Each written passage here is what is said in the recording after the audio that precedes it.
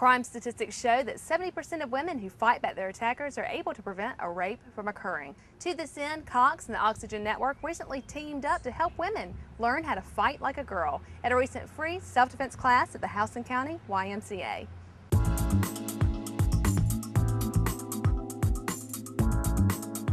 Fight Like a Girl is a program, a promotion with the Oxygen Network. It actually started paired with Oxygen programming. We started Fight Like a Girl paired with Xena, and then it became paired with Women in the Badge, which was another Oxygen program. And then we just discovered that this promotion could just really stand on its own, and it now stands on its own as a separate promotion, separate from any of our programming.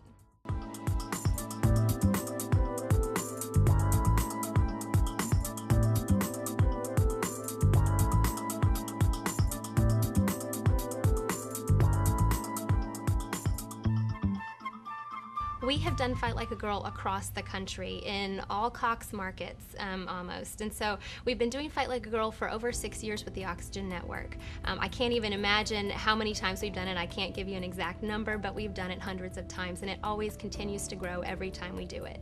The Oxygen Network is actually only 7 years old, and we've been doing this promotion for 6 years now. So, it was something that we thought was important at the Oxygen Network. We believe in two things. We believe in entertaining women, and we believe in empowering women. And one of the best ways that we can do that is through Fight Like a Girl. And so we felt that it was so important to offer self-defense classes to women in the community. It's so important because women are vulnerable, and studies show that 70% of women who fight back against their attackers are able to prevent a violent attack from occurring. And so we just feel that this is a great program. It's always a good time of year to learn how to protect yourself.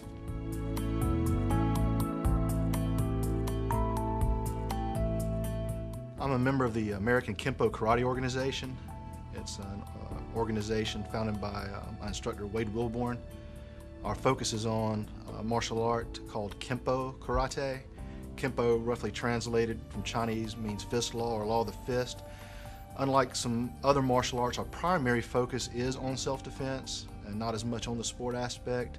Our primary focus, again, is self-defense, so it's a technique-driven system, so you don't see as much along the lines of forms, or some people refer to as kata, as much as the study of actual physical reactions to different types of attacks that you might find yourself in. The main problem with self-defense, or primarily women's self-defense, is they don't really have any prior training, so they have the proverbial deer in the headlights when something occurs. And statistics proving that 70% of women that actually fight back when someone is attacking, they're trying to abduct them, actually get away from it. So the idea is, with this type of training, or any other self-defense driven training, is to build what we call muscle memory. Muscle memory is just like walking. When you were born, you didn't know how to walk. You had to develop those muscles and consciously put forth the effort to walk. Now, you still have to put forth some effort to walk, but it doesn't take as much conscious effort because it's built into your subconscious. Well, the idea of practicing Kenpo or any other self-defense driven martial art is to build up certain responses to physical attacks so that they become a natural reaction embedded in your subconscious, so you don't have to think about it, you just react when the time calls for it.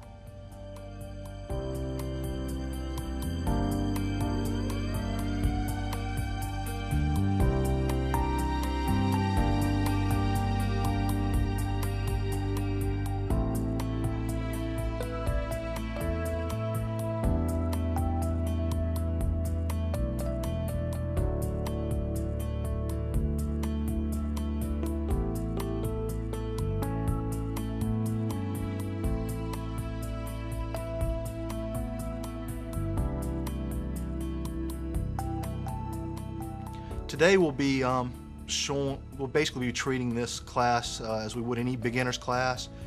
Very basic body mechanics and motion, still very effective for self-defense. We'll be focusing on just some basic reactions you can use for some very common attacks, like front chokes, rear grabs or chokes, applying the proper weapon to the proper target. In other words, it's not just about making a fist and hitting somebody.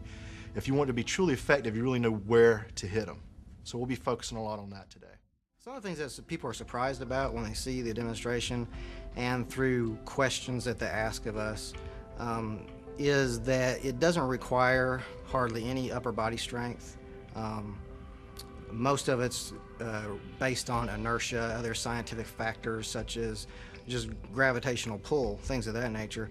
And often they are, for lack of a better word, wowed by the ease at which you're able to execute the techniques and the fact that they are truly effective. And so their overall response generally is that this is something I've never seen before, it's something that's more effective than I've ever seen, and it's something that seems more practical than any other self-defense techniques that we've ever seen.